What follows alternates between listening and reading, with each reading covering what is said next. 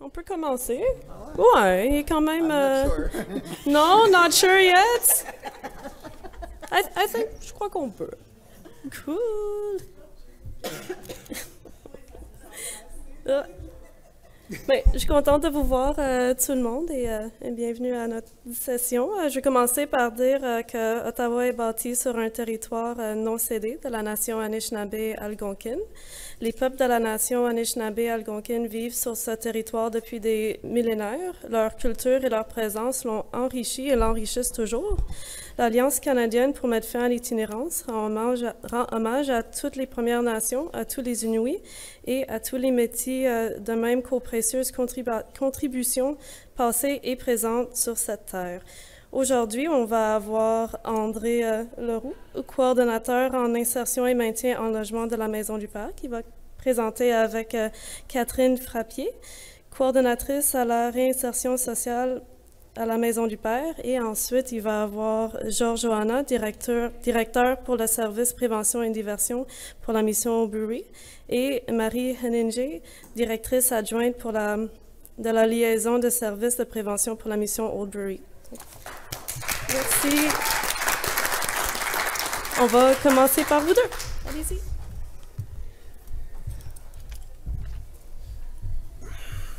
Hi.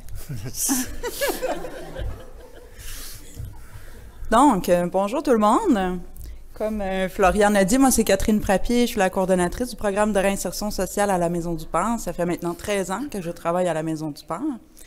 Et je suis très fière de participer à notre mission, qui est de permettre aux messieurs de retrouver une certaine dignité et les accompagner pour les aider à trouver un logement. Ça va pas trop long. Bonjour tout le monde, merci d'être là ce matin. Good morning everyone. Mon nom c'est André Leroux, je suis coordonnateur d'insertion, maintien, logement à la Maison du Père depuis 2006, mais vous allez voir tantôt, je vais faire un mini témoignage de mon parcours. Ça fait quand même depuis 1993 que je travaille dans le milieu de l'itinérance, donc 10 ans à Québec, puis le reste à Montréal, puis un petit peu à Coudjouac. On m'a demandé un petit peu de parler de mon parcours. Ben, c'est le 2 mai cette année, le 2 mai qui s'en vient, ça va faire 20 ans que je suis redevenu dans le droit chemin. J'ai eu des problèmes de consommation pendant plusieurs années, surtout ça va trahir mon âge, mais dans les années 80. Je suis un bébé de portage, ceux-là qui connaissent le centre de thérapie portage, j'ai fait de portage à plusieurs reprises. Si je fais ce travail-là aujourd'hui, c'est grâce à mon parcours de rue parce que j'ai essayé tous les emplois du monde avant et j'ai jamais aimé ce que je faisais du tout, autant que ce soit des bons emplois et tout ça. Mon parcours de rue, c'est une vingtaine d'années de toxicomanie, surtout la cocaïne. Puis, tu sais, on dit souvent, ça arrive à tout le monde. Ben moi, je pensais pas quand j'étais jeune que j'étais pour vivre ces moments-là parce que, tu sais, je viens d'une bonne famille en campagne. Je veux dire, j'ai jamais vécu d'abus, pas de violence, rien. Mais j'étais quelqu'un qui était beaucoup gêné, qui était renfermé. Donc, quand j'ai commencé à toucher aux substances pour les premières fois, j'avais quand même 16-17 ans. C'est quand même vieux. Ben moi, j'ai tombé dedans tout de suite. J'ai adhéré à ça, c'était mon remède, c'était ma façon de m'exprimer, c'était ma façon de socialiser, ce que je n'étais pas capable de faire avant.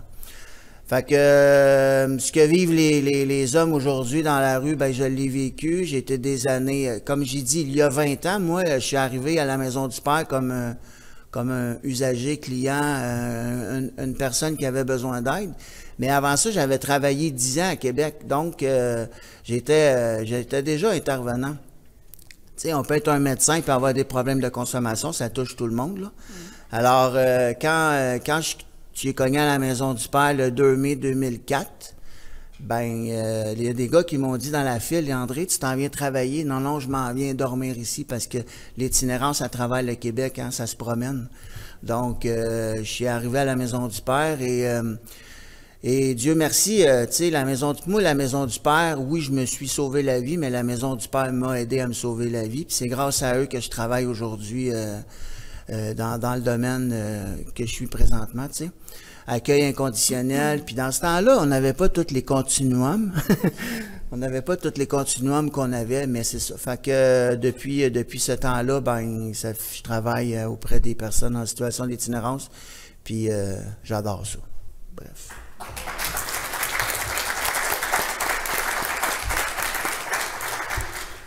Donc aujourd'hui, on est venu vous présenter un atelier sur l'implantation du projet Le Pavillon Robert Lemaire. Donc c'est un projet d'habitation de 54 studios subventionnés et permanents. Donc on va vous parler de comment on a procédé, tous les processus, qu'est-ce qu'on a fait, qu'est-ce qu'on a mis en place, on a créé des outils aussi. Puis c'est ça. Dans le fond, le pavillon Robert Lemaire, c'est une propriété de la SHDM, qui est la Société d'habitation de Montréal. Et nous, la Maison du Père, on se retrouve avec les gestionnaires de services.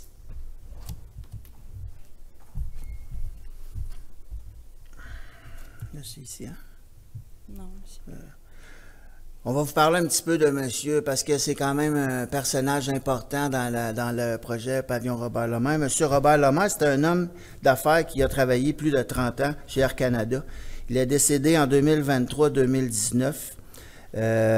Quelques semaines avant sa mort, il a transmis à son notaire le souhait de faire de la Maison du Père son légataire universel.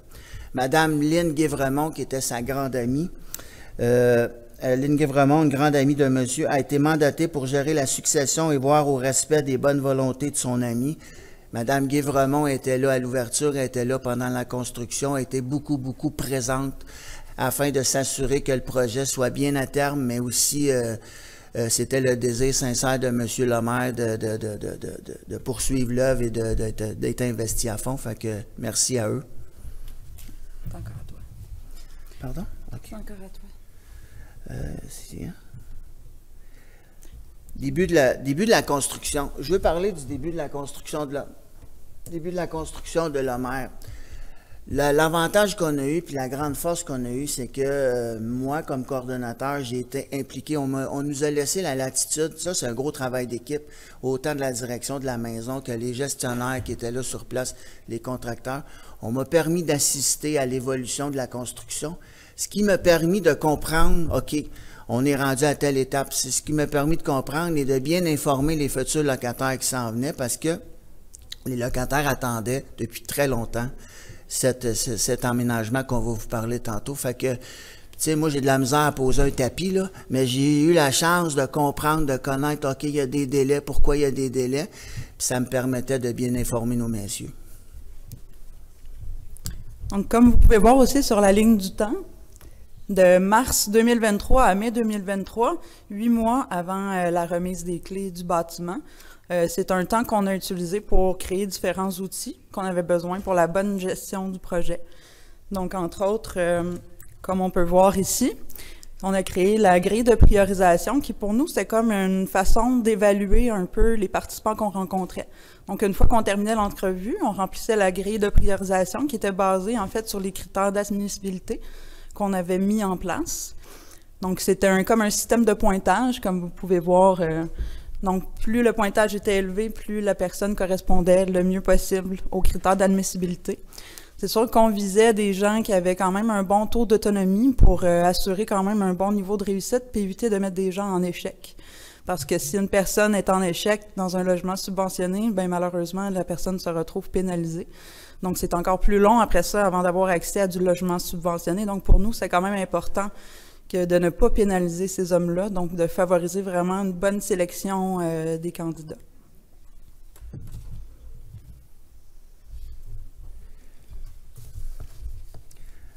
Oh, excusez. Dans la ligne du temps aussi, on a fait des comités de gestion. Hein? OK. Oui, la grille de priorisation, c'était vraiment. Hein? Le tableau de suivi des demandes. Excusez, je vais me reprendre.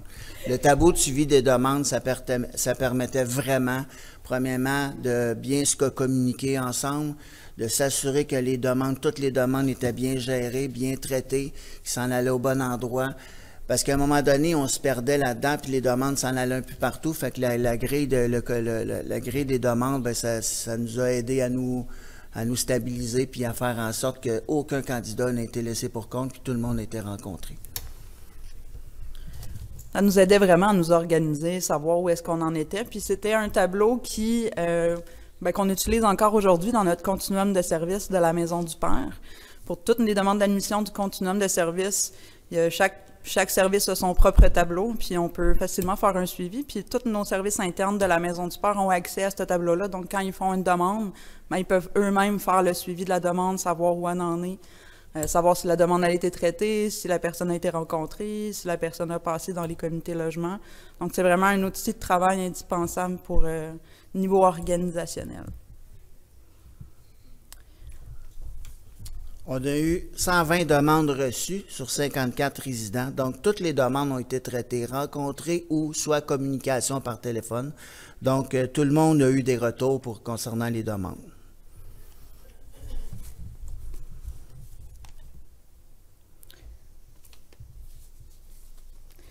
Donc, sur notre ligne du temps ici, on peut voir qu'en juin 2023, qui est approximativement 5 mois avant la remise des clés, c'est là qu'on a envoyé en fait un courriel à tous nos partenaires avec lesquels on travaille régulièrement pour, de un, faire l'annonce du projet du pavillon Robert-Lemans, qui avait un immeuble qui s'en venait.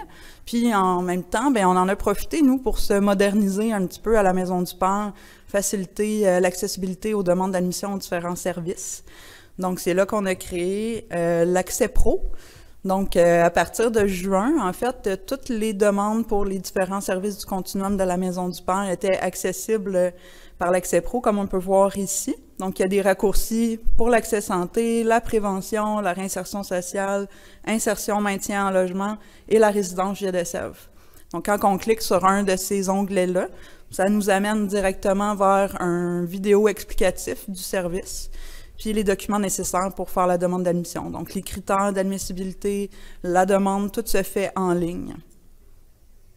Donc, c'est ça, c'est en juin qu'on a envoyé le courriel aux partenaires, puis ensuite, c'est là également qu'on a commencé à réceptionner les demandes, compiler ça dans notre tableau, puis tout ça.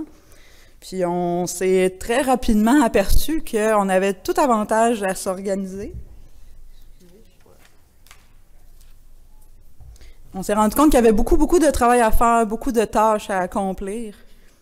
Pour vous en lire quelques-unes, il fallait réceptionner les demandes, les ajouter au tableau, contacter les candidats, organiser les entrevues, faire les entrevues, compléter la grille de priorisation, organiser, participer au comité logement, parce qu'au bout d'un certain nombre de demandes, on faisait des comités logement pour présenter les candidats, puis c'était le comité qui décidait si la personne elle était acceptée ou non.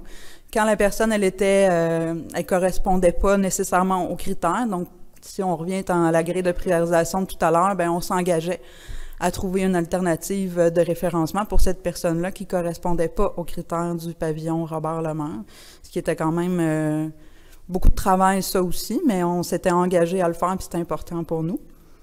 Il fallait aussi, bien évidemment, communiquer avec les candidats pour annoncer la réponse positive, négative et la proposition du référencement.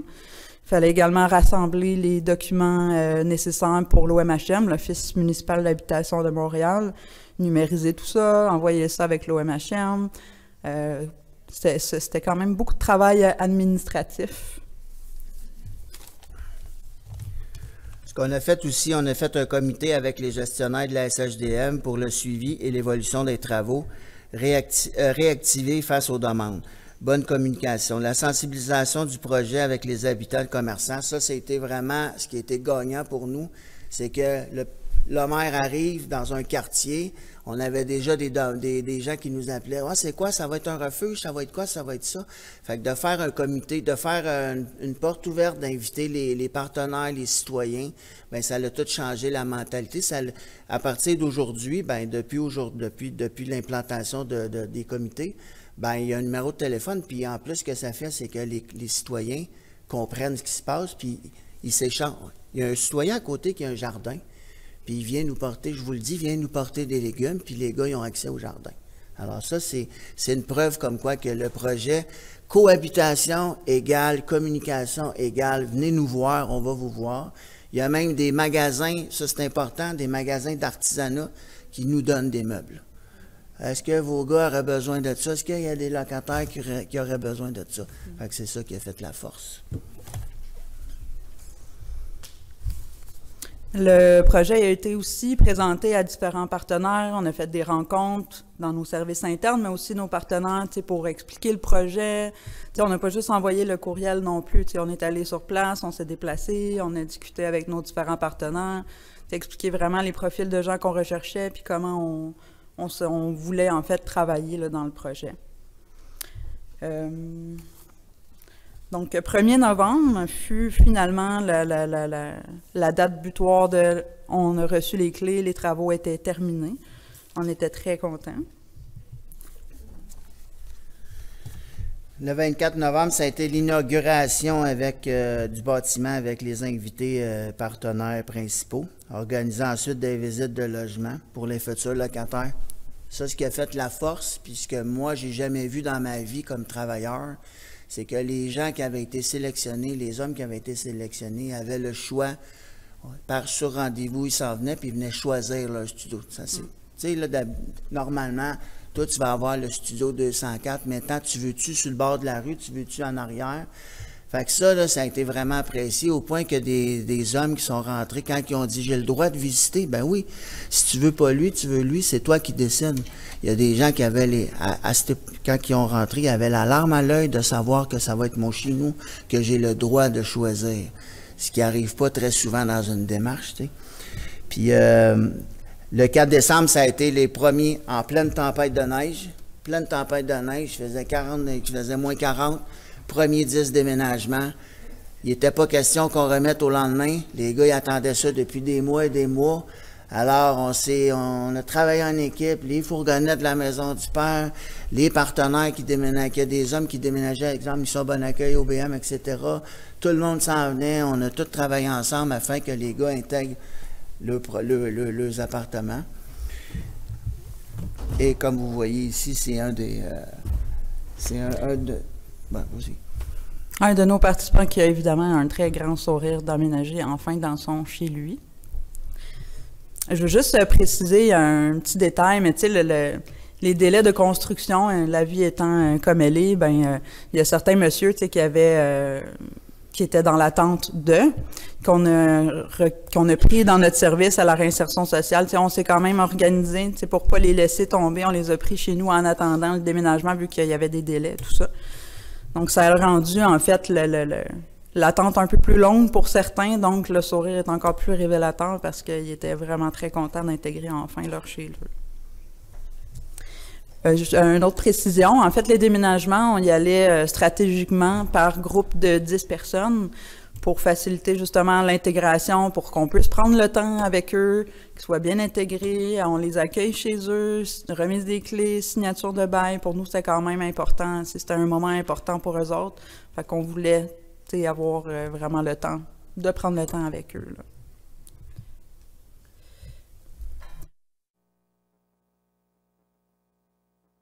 Fonctionne plus, OK. On va vous montrer une petite vidéo de, justement, une demoiselle, Madame Isabelle Peste de la SHDM.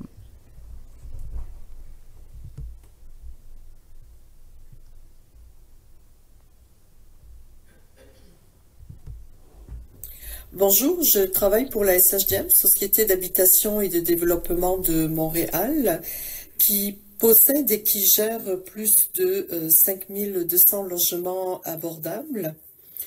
Et je suis ici aussi surtout pour vous parler de la collaboration que nous avons avec la Maison du Père. Il y a quelques années, la société voulait construire un bâtiment en centre-ville de Montréal et voulait que ce bâtiment soit dédié à de la clientèle vulnérable. Ainsi, un partenariat est né avec la Maison du Père qui dessert une clientèle d'hommes en situation ou à risque d'itinérance.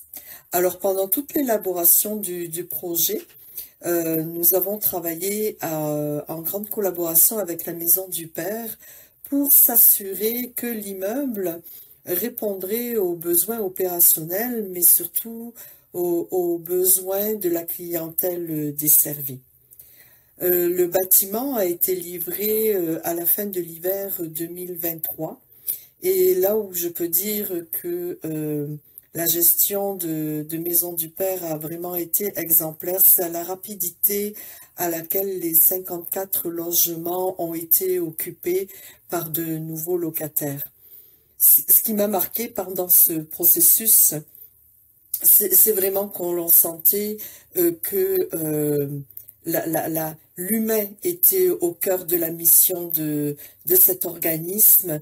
D'ailleurs, si je veux le traduire en quelques mots, il suffit de voir le gestionnaire, le responsable, monsieur André Leroux, qui ne considère pas les personnes comme des locataires, mais plus comme ses gars. Il les appelle ses gars d'ailleurs. Et je trouve que ça traduit vraiment l'esprit de cette équipe qui est très consciencieuse, très efficace et très humaine. D'ailleurs, j'en profite pour les remercier pour cette belle collaboration et pour leur humanité. Merci.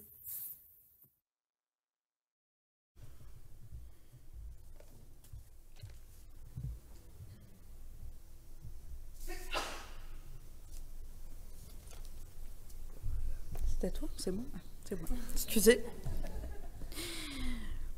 Donc, finalement, juste pour faire que vous ayez un aperçu de la ligne du temps, de tout le travail qui a été accompli depuis le début de la construction jusqu'à la toute fin. Donc, comme vous pouvez voir, le 4 décembre, c'était les premiers déménagements.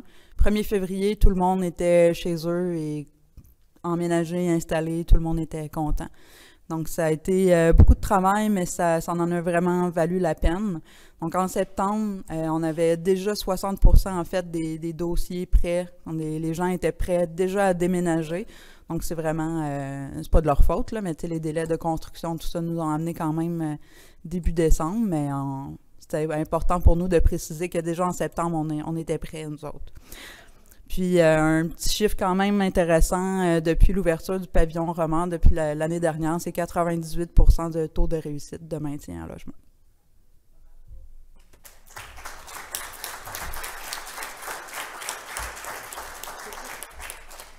Ben, je vous remercie beaucoup, puis longue, je sais pas quoi dire.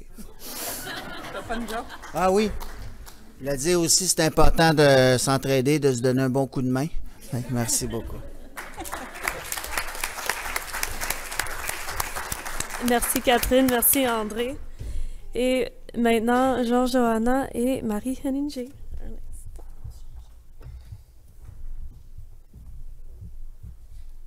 Si j'arrive à trouver la suite.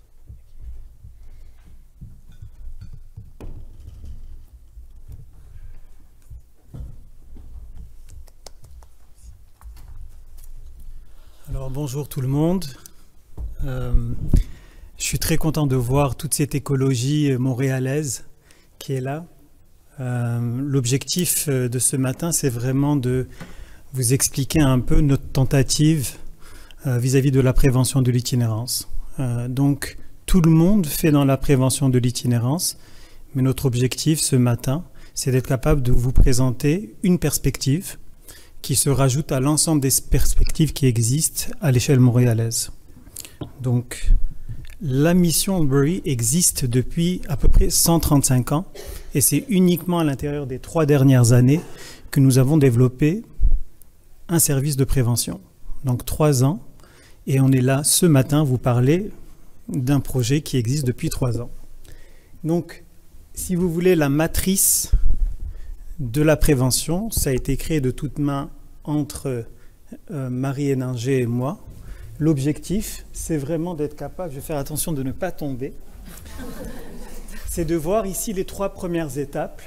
J'ai pas vraiment la capacité mais je vais parler fort. Donc vous avez le formulaire de référence, la réception de la demande, la validation auprès des référents si des informations sont manquantes. Donc c'est vraiment un travail d'identification et de dépistage. Beaucoup de travail se fait pour comprendre qui sont ces individus, d'où viennent-ils, où veulent-ils aller. Un peu à l'image de ce qu'on a entendu avec la Maison du Père, on leur dit « Quel est ton choix? Où veux-tu aller? Qu'est-ce que tu veux faire de ta vie ?»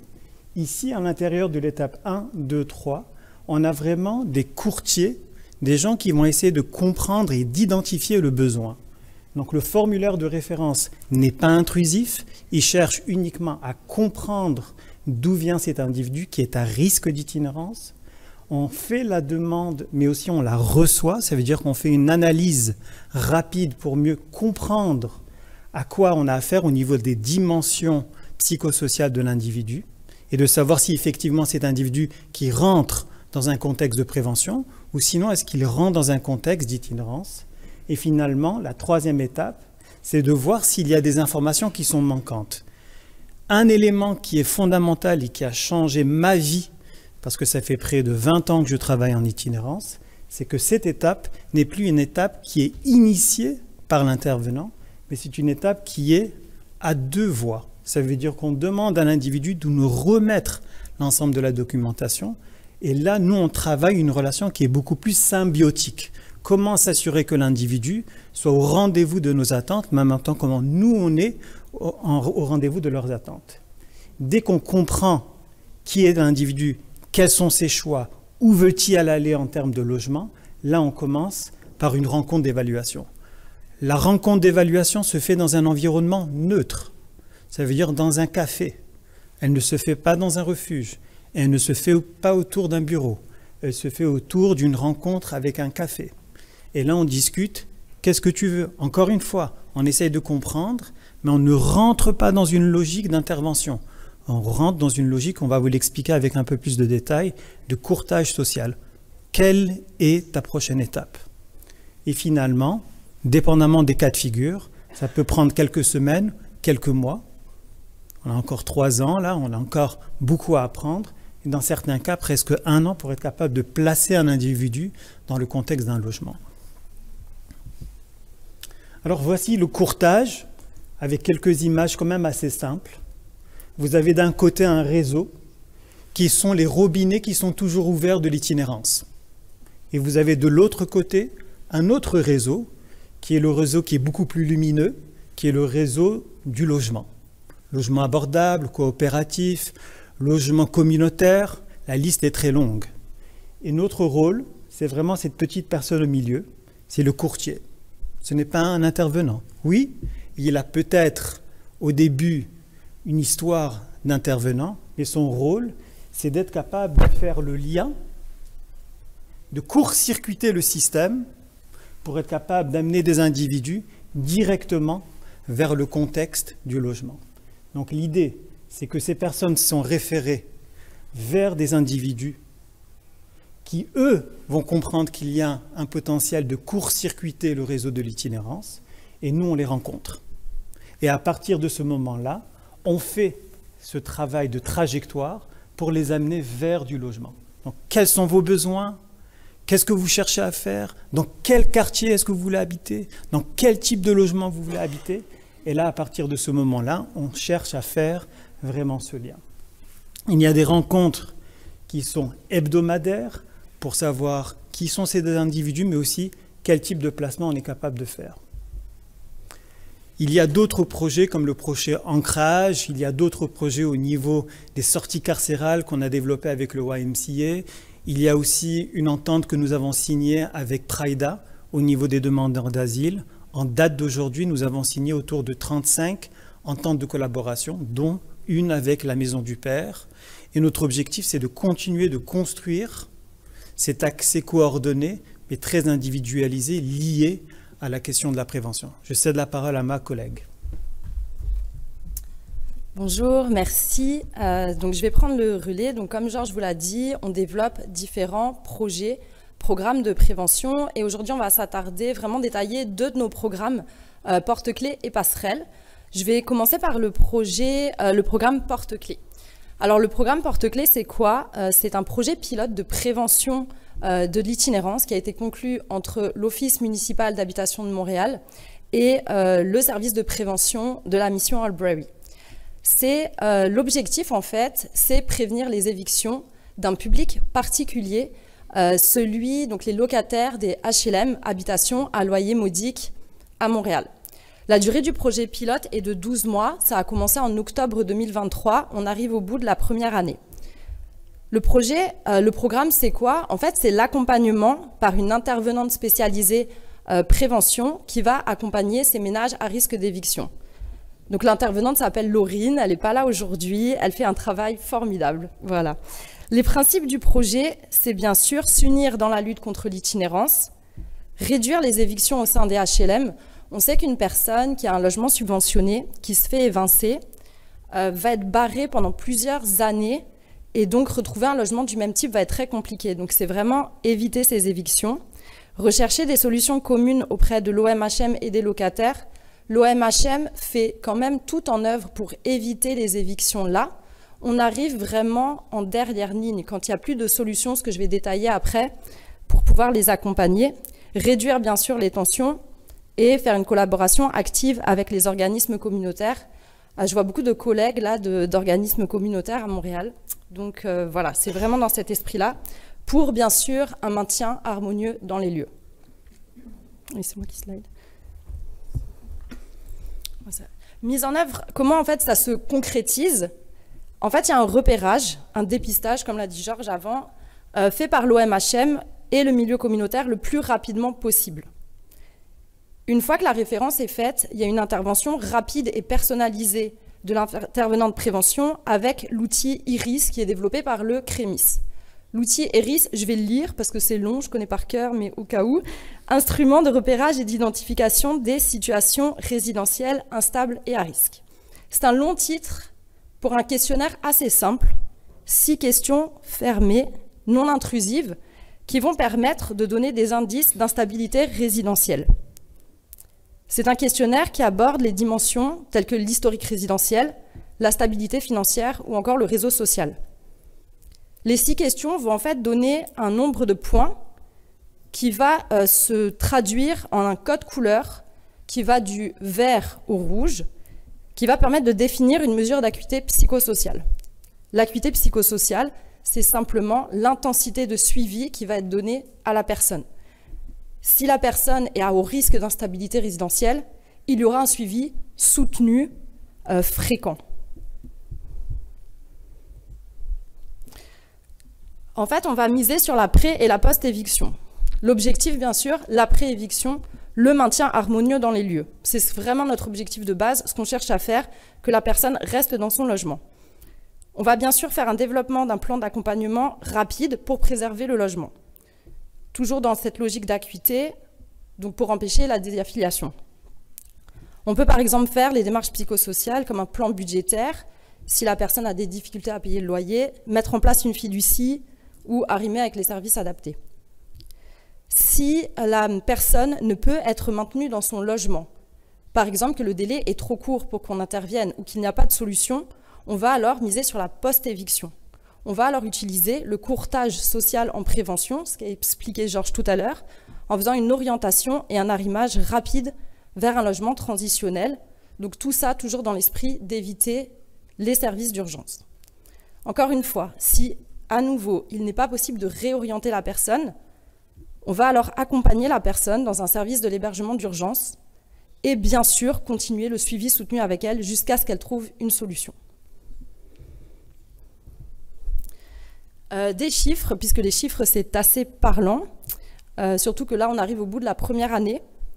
On a eu sur la période d'un an 18 références.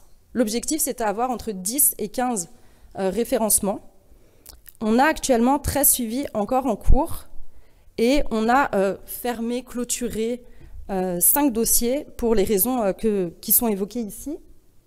Donc il y a une personne déjà qui ne souhaitait plus de suivi, c'est bien sûr le choix de la personne.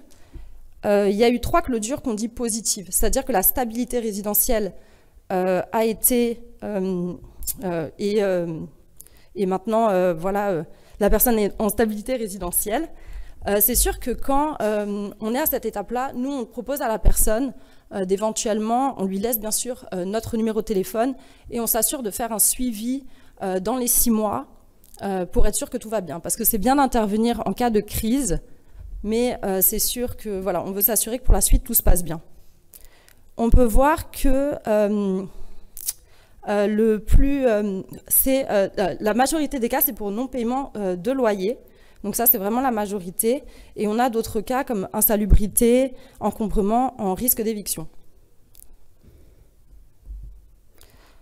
Voilà, pour être encore plus parlant que les chiffres, on a voulu présenter une vignette clinique d'une personne qu'on a accompagnée. Donc, Madame V, c'était une locatrice d'un HLM depuis des années. Elle vivait avec son conjoint, elle souffrait de violences conjugales. Et une fois, elle a décidé de porter plainte, il s'est fait incarcérer, elle s'est retrouvée seule dans son logement. Elle souffrait d'anxiété administrative, il y avait en plus une barrière linguistique, et elle a eu des avis d'éviction pour non-paiement de loyer, et elle refusait toute visite d'ETS de l'OMHM, en pensant que comme il y avait la casquette du propriétaire, elle était vraiment craintive. Il y a une référence alors qui a été faite au projet, et donc l'intervenante a pu accompagner Madame, créer un lien de confiance, mettre en place une fiducie et un plan budgétaire, donc pour éviter tout risque d'éviction. Voilà, je vais recéder la parole à Georges pour le projet Passerelle. Merci Marie. On va passer à un autre projet. Peut-être c'est important de mentionner la théorie de la bouteille à la mer. Ça veut dire que dans tous les cas de figure, pour ceux qui me connaissent, je passe beaucoup de temps à envoyer des courriels et parfois il y a des personnes qui répondent et je suis capable de développer des liens. La relation avec l'office municipal a commencé avec une bouteille à la mer, avec un courriel et une rencontre. Donc je vous invite, avant de continuer, d'envoyer des bouteilles à la mer et de tenter de voir s'il y a quelqu'un qui vous réponde. Et très souvent, vous allez être surpris. Des politiciens, des gens intelligents, parfois même des gens qui n'ont rien à dire mais qui veulent participer. Et ça vaut la peine. Donc le prochain programme, alors quand on voit ces deux projets, on se dit l'office municipal, ben voilà, finalement l'office municipal réagit à un courriel et après 3 ans, on a 2 projets avec eux. Donc, faute d'avoir des bons yeux, je vais devoir passer du côté plus large. Donc le projet Passerelle, c'est vraiment un projet qui s'inscrit à l'intérieur de la logique du 1er juillet. Donc vous savez très bien que la ville de Montréal, l'Office municipal d'habitation de Montréal, travaille chaque année en amont pour être capable de reconnaître la problématique au niveau de la crise du logement. Vous êtes tous d'accord avec moi que la crise du logement, ce n'est plus juillet, c'est toute l'année. Sauf que pendant plusieurs années à la ville de Montréal, on a travaillé une thématique très précise autour du mois de juillet. Donc, j'ai lu plusieurs articles, j'ai envoyé la bouteille, j'ai eu une réponse de la part de quelqu'un qui était très intéressé, qui s'appelait Vincent Brossard. Dans l'autre cas de figure, qui est le projet qu'on a entendu, c'était Caroline Langevin, que je ne connaissais pas, qu'aujourd'hui, je considère comme des gens très importants dans mon parcours. Donc l'objectif, c'est vraiment prévenir l'itinérance. Des gens qui se retrouvent à l'intérieur d'hôtels, qui ont perdu leur logement pour la première fois, et le terme que j'aime utiliser, ils sont naufragés. Ils n'ont nulle part où aller. Ils ne savent plus quelle est la prochaine étape. Donc d'un côté, vous avez les services de référence de l'office municipal, où on va stationner ces individus, et on va se croiser les doigts, on va se dire, on espère qu'ils trouvent autre chose. On est rentré pour être capable de leur dire, nous, on pourrait offrir cet accompagnement, ce courtage social, pour les amener vers du logement communautaire. Être, si vous voulez, des navigateurs, des gens qui accompagnent, qui font du courtage. Le rôle de chacun est quand même assez clair et très bien délimité. Du côté de l'office municipal, on va évaluer et identifier le plus en amont possible des ménages accompagnés nécessitant des besoins particuliers ayant un profil à risque d'itinérance. Donc c'est uniquement après les 2 jours de session que j'ai envie de mettre une bémol. On fait de notre mieux pour identifier la personne qui est le plus à risque d'itinérance, mais aussi en même temps la personne qui a le plus de capacité pour passer à autre chose. Et ça, c'est souvent très délicat. Donc ça demande énormément de travail au niveau des équipes de Marie pour être capable de bien jauger qui est cette personne, qu'est-ce qu'on fait avec. Obtenir l'accord des 10 ménages pour une référence à OBM. Donc on rencontre des familles, on rencontre des couples, on rencontre des personnes vieillissantes. Donc une variété quand même assez importante. Un autre terme qui devient assez important, c'est qu'on voit beaucoup plus de l'itinérance économique. Des gens qui vivent une première expérience et qui n'ont jamais connu le refuge, qui n'ont jamais connu la rue. Donc, faute de choix, ces gens se retrouvent dans un contexte où ils vont vivre potentiellement une première expérience. De l'autre côté, c'est ce que vous connaissez déjà, c'est vraiment le travail du courtage social, comment être capable de travailler la liaison, comment être capable de comprendre la problématique, mais d'être capable de passer outre cette problématique pour trouver une solution dans le logement. Donc encore une fois, c'est important de répéter, nous ne faisons que très rarement des interventions psychosociales, on travaille dans une logique d'orientation. Comment être capable de comprendre la personne, assurer de voir avec elle, de visualiser son logement et de l'amener vers le logement sans faire du logement. Un élément qui est important et qui est très important, c'est que nous n'avons pas de logement. Nous avons le portefeuille virtuel immobilier. Ça veut dire quoi? Ça veut dire qu'il y a des centaines, sinon des milliers de logements qui sont disponibles, mais il faut les connaître, il faut savoir où ils sont, il faut savoir ce qui est disponible.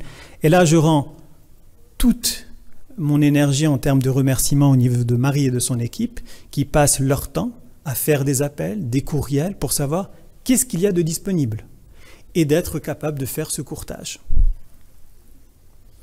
Il y a en même temps une cellule qui existe entre des représentations de l'office et des représentants de la mission, surtout encore à l'intérieur du service de prévention, pour être capable de comprendre qui sont ces individus, où sont-ils à l'intérieur de leur parcours, que reste-t-il pour que ces individus passent à autre chose. Donc les chiffres, parce que c'est important, mais en même temps les chiffres masquent le travail qui se fait au quotidien. Donc en 2023, on parle d'un taux de succès de 75%. Qu'est-ce que ça veut dire? Ça veut dire qu'on a été capable de placer des individus dans un contexte de logement salubre, sécuritaire. On a pu travailler avec Bienvenue, on a pu travailler avec Apopex, ou on a pu travailler avec différentes instances pour être capable de placer des individus. C'est quand même assez impressionnant. 36 personnes qui ont été capables de passer outre l'expérience de l'itinérance. De l'autre côté, 2024, qui est toujours en cours, on a beaucoup plus de difficultés, c'est normal, mais qu'on a quand même un taux de réussite de 62%. Donc 28 individus qui, en date d'aujourd'hui, se retrouvent dans un contexte où ils n'ont pas à vivre une première expérience d'itinérance. La vignette, plutôt que de vous la lire, c'est de vous réitérer cette nouvelle réalité. On l'entend souvent dans la promotion de l'itinérance. Nous la vivons au quotidien, au niveau du service de prévention. C'est cette itinérance économique. C'est des gens qui n'ont jamais connu l'itinérance et qui sont simplement mal logés. Des individus qui se retrouvent dans un contexte où pour eux, un élément déclencheur, une crise individuelle, quoi que ce soit, ce glissement qui les amène tranquillement mais sûrement vers l'itinérance. Donc merci beaucoup de votre écoute et on est vraiment intéressé par vos questions. À bientôt.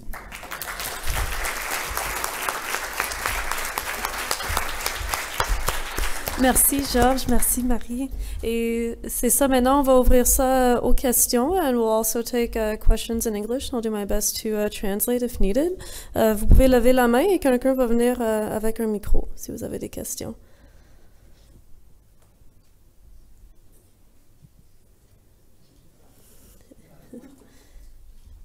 Oh, on a une question ici.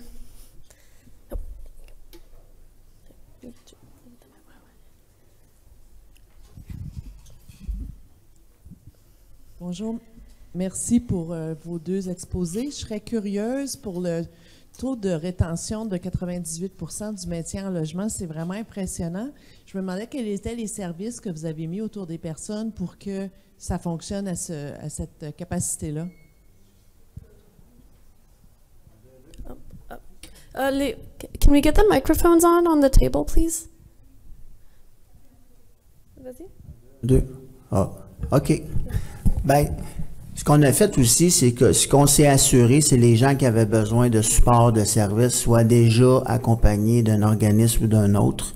On a travaillé beaucoup en partenariat avec les ressources communautaires comme Mission Bon Accueil, Aubrey, les CLSC. Donc, souvent, ce qui arrivait, c'est que les gens qui étaient à la mère, exemple, il y avait déjà un intervenant qui était dans le dossier et qui restait dans le dossier pour les 3 à 6 prochains mois, tout dépendamment du besoin. Alors, c'est ça qui a fait la grande force de la communication, du partenariat ensemble. Donc, les services qui étaient mis en place, c'est des services qui étaient déjà en place, mais qu'on a beaucoup collaboré. Donc, exemple, à toutes les semaines, j'ai des locataires à la mer qui ont des travailleurs sociaux qui voir. C'était déjà ancré. Et si on avait des craintes, ben on demandait à l'organisme qui avait référé, est-ce que c'est possible de rester dans le dossier pendant un certain temps, juste pour qu'on apprenne à travailler ensemble, à se créer un lien aussi. Puis on a aussi le service de fiducie qui est un gros levier d'intervention. Le projet Lomère, c'est autonome. Par contre, il y en a qui sont en fiducie. Pourquoi? Parce qu'on veut juste s'assurer que le maintien est là, que la personne soit pas à risque de perdre son logement. Puis juste une petite parenthèse, je dis plus ça maintenant, les gars. Hein, c'est plus dans mon vocabulaire. C'est quand je suis tout seul avec eux autres, parce que je me sens avec eux autres, donc, mais c'est plus... je voulais le dire pour ma bosse. Es-tu pardonné, là? Bonjour, merci vraiment pour les 2 présentations. Ce sont des services exceptionnels. Et ma question est un peu concernant les temps qui est accordé aux personnes qui sont admises dans les services. Disons, comme vous le savez peut-être, le mouvement gère un tableau de bord qui vise à faire les recensements des personnes qui sont logées sur le long terme. Donc, ma question, est-ce qu'il y a dans les 2 cas comme un temps limite à laquelle, ou est-ce que c'est plus un logement transitoire permanent, des 300 et plus, etc. Pour le pavillon Robert-Lemare, était la question? C'est des logements permanents. Oui.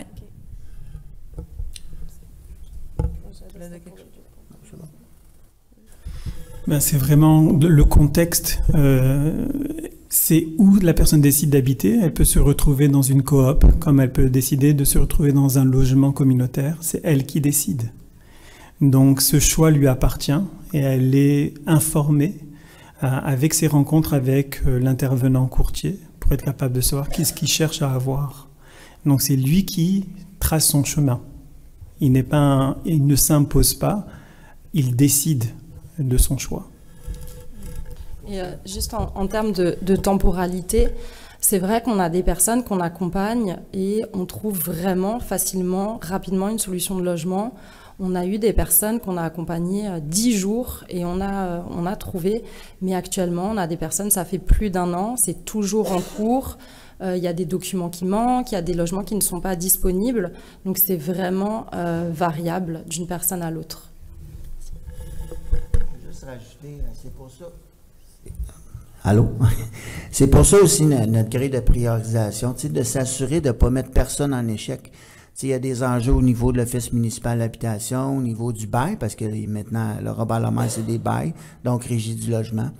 C'est de là notre continuum, mais aussi c'est de s'assurer que si, mettons, exemple, il y avait besoin d'un peu de temps avant de s'en aller dans un logement permanent, ben on lui offrait nos services externes, soit la Maison Wolf, la réinsertion sociale, afin de solidifier les acquis pour quand il va arriver en logement, que ça soit le plus sécuritaire possible.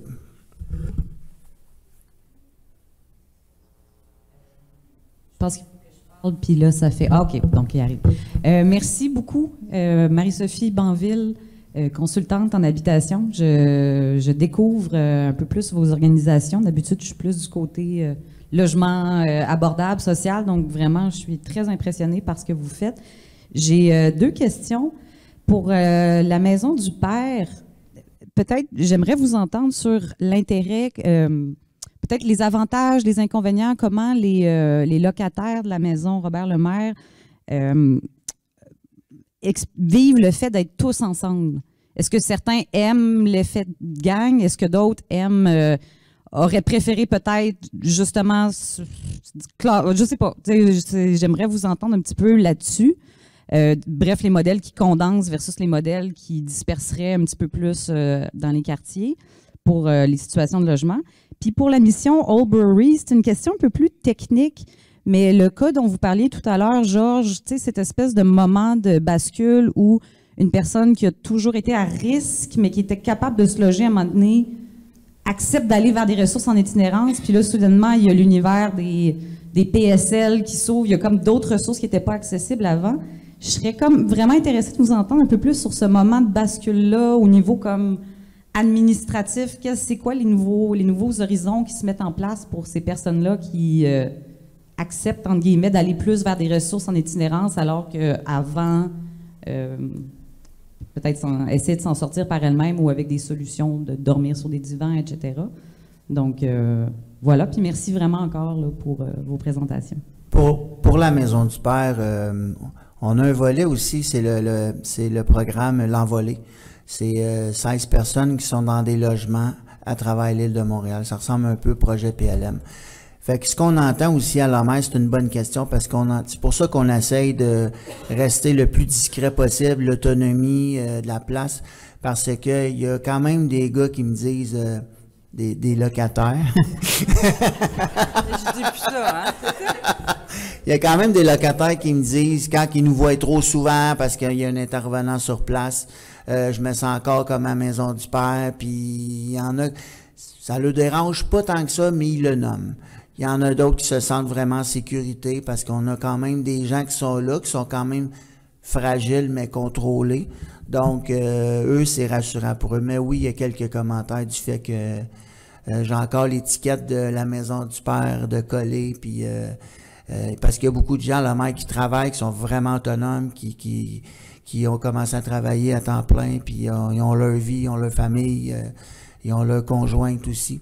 Alors, c'est ça. Oui, mais c'est... Je vais laisser Catherine. De juste renchérir que oui, effectivement, c'est des avis assez partagés, mais en même temps, ils le savaient quand ils faisaient la demande d'admission pour venir à Robert-le-Mans, que c'était pour être une vie communautaire. Fait que c'était le choix de ceux qui faisaient une demande de c'est ce qu'ils voulaient. Puis tu sais, le but aussi, c'est qu'il y a un intervenant sur place de jour, mais il n'est pas là pour faire des interventions psychosociales, il est plus là pour assurer une sécurité, pour faciliter les communications, faire des activités de cuisine collective. Tu sais, le but de Robert-le-Mans, c'était aussi qu'il y ait une vie communautaire. Donc, ceux qui allaient là, c'était aussi dans l'espoir de retrouver une certaine sécurité, de rester entre eux, parce qu'on en a beaucoup qui passent par nos services puis qui ne veulent pas partir. Il y en a qui veulent toujours rester un pied dedans, il y en a qui quittent, mais ils reviennent faire du bénévolat. Ils ont vraiment un lien particulier qui se crée avec la Maison du Père. Fait que je dirais que ceux qui ont fait le choix, qui ont fait les applications pour le pavillon Robert-le-Mans, mais en majorité, c'est pas mal ceux-là. Ceux qui avaient envie de rester, garder un petit lien avec la Maison du Père. Alors, pour la réponse à la question au niveau du point de bascule, il y a deux éléments qui sont quand même assez importants à prendre en considération. Le premier, c'est les éléments systémiques. Ça veut dire qu'aujourd'hui, au niveau du milieu carcéral, au niveau du milieu hospitalier, au niveau de la santé mentale, très peu se fait encore au niveau de la reconnaissance de la problématique de l'itinérance. Donc, de façon presque catégorique, les gens qu'on retrouve à l'intérieur des hébergements d'urgence ont un parcours, soit à la DPJ, soit au niveau du milieu carcéral. Donc nous, au niveau des cohortes, on voit très bien l'identification au niveau des sources de l'itinérance. Donc ça, c'est un premier élément, l'élément systémique. L'autre élément, c'est que nous sommes dans une crise qui perdure et le nombre de personnes itinérantes continue de grandir.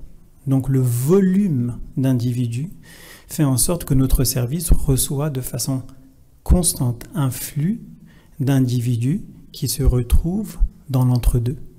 Et notre rôle, comme l'a très bien dit Marie, c'est cette question de temporalité. Comment s'assurer que cet individu ne passe pas trop de temps dans ce stationnement virtuel et qu'on soit capable de l'amener vers autre chose.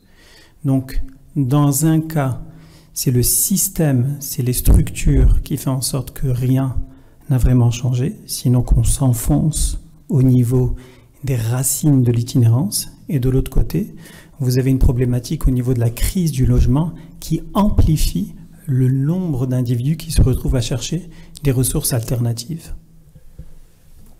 Merci. Et par rapport au point de bascule et la temporalité, parce que c'est vraiment important pour nous, c'est sûr que pour tout programme confondu, plus on a une référence ou une demande spontanée d'une personne qui a besoin d'aide en amont, avant qu'il y ait une crise ou avant que la situation se détériore, plus on va être capable d'agir pour trouver une solution. En moyenne, vraiment une grosse moyenne, il nous faut environ 3 mois entre le moment où on a la demande, où on fait l'évaluation, l'orientation et on espère un emménagement. Donc c'est sûr que si on nous appelle et que la personne est par exemple évincée le lendemain, on a très peu de lignes d'action. Donc vraiment ce référencement en amont est vraiment important voilà, pour nous.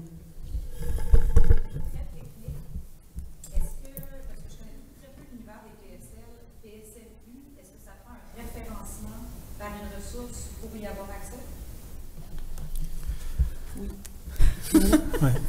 Alors, il y a à peu près 36 programmes de PSL. Il y a à peu près une quinzaine de PSL qui n'existent plus. Donc, les PSLU, oui, demandent un référent. Et c'est très particulier parce que ça dépend, encore une fois, du milieu communautaire, ça va dépendre de l'office municipal. Donc, il se faut presque au quotidien se frayer un chemin pour être capable de comprendre les réalités du PSL au moment où on cherche à l'avoir. Ça change continuellement et vous avez la directrice générale de la Maison du Père qui peut vous en parler. Vous avez des représentants de PLM aussi. Et vous avez des gens de la mission Albury qui peuvent vous parler de la variabilité au niveau des PSL. L'avenir des PSL est une question sur la table maintenant du ministre. Et on verra au courant des prochaines années qu'est-ce qu'on fera des PSL.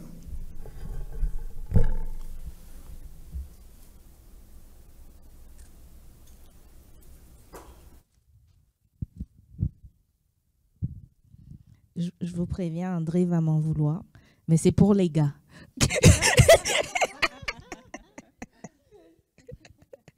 Donc, pour le maire, est-ce que vous pouvez donner un exemple de gestion de crise que vous avez géré, qui vous a marqué? Sans le détail. Okay, je vais vous le dire, moi. Imaginez. Mais là, tout ça s'est résorbé en 48 heures quand même. On est entre nous ici. C'est sûr qu'il y a eu le stress des emménagements. Il y a eu le stress aussi, tu sais, nous, les candidats les locataires qu'on avait, qui étaient déjà à la Maison du Père, on les connaissait. Donc, on connaissait, mais 54 résidents. Le premier mois de l'emménagement, on a eu un cas de détresse extrême. La personne s'est barricadée chez lui de peut-être 11 h le soir à 5 h du matin. L'escouade tactique, la police, les drones, le matelas. Mais le maire, on a la chance d'avoir une cour intérieure. Fait que ça s'est tout passé dans la cour. Personne n'a rien vu. Mais moi, j'étais là. Et, tu sais, le gars ouvrait sa porte, puis il y avait un fusil de pointé, là. Rentre dans ta chambre, dans ton studio. OK, c'est beau. C'est sûr que c'est drôle comme ça, mais moi, je me dis, c'est le premier mois. Qu'est-ce que les voisins, etc., tout le monde va dire, on va passer aux nouvelles, on va fermer nos portes, on va être crucifiés. Ben, en 48 heures, ça s'est résorbé. On a prévenu tout le qui de droit. On a été sur place. On a la personne qui est arrivée, on l'a relocalisé dans nos services à nous, à l'interne. Donc, on s'est mis en mode solution. On s'est mis en mode... Tu sais, c'est de la détresse, là. Le gars, il n'est pas arrivé à la mer en disant, moi, j'ai le goût de faire venir le squad tactique. Mais imaginez si ça a été en avant. Tu sais, il y avait un truck de pompiers et un char de police. Puis, perdu à Montréal, il y en a tous les coins de rue. Fait que, imaginez si ça aurait été en avant de la porte, là. Peut-être que je serais pas en train de faire ma conférence, tu sais. Mais moi, je veux pas en parler parce que je me dis, il faut garder ça entre nous, hein. La sécurité de Robert Lemaire, c'est important, mais c'est des choses qui peuvent arriver malheureusement. Puis oui, on a eu un autre incident. On a eu des incidents, comme 2 incidents sérieux, mais on est tout de suite, on s'est dit, OK, si la personne est en détresse, qu'est-ce qu'on va faire? On va s'assurer de la cadrer, on va lui donner les soins. Et ça s'est très bien terminé. On veut pas qu'il y en ait d'autres. Mais faut faire face à ça. C'est ça la réalité, tu sais.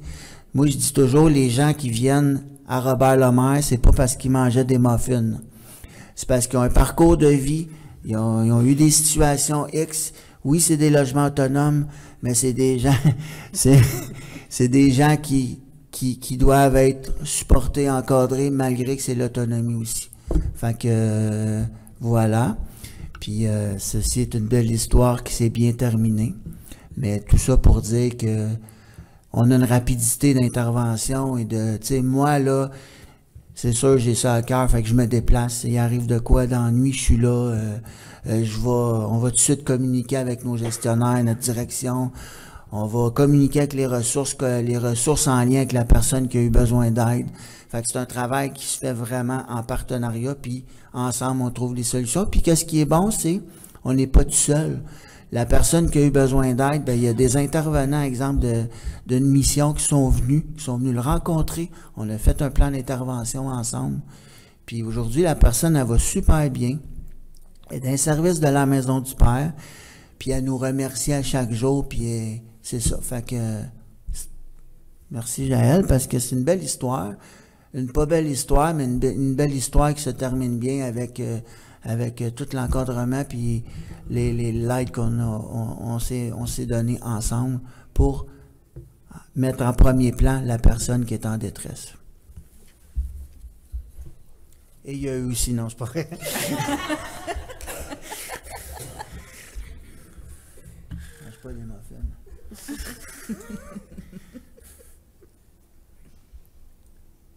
On a encore le temps pour quelques questions. Sinon, on peut remercier nos présentateurs. Merci encore. Merci.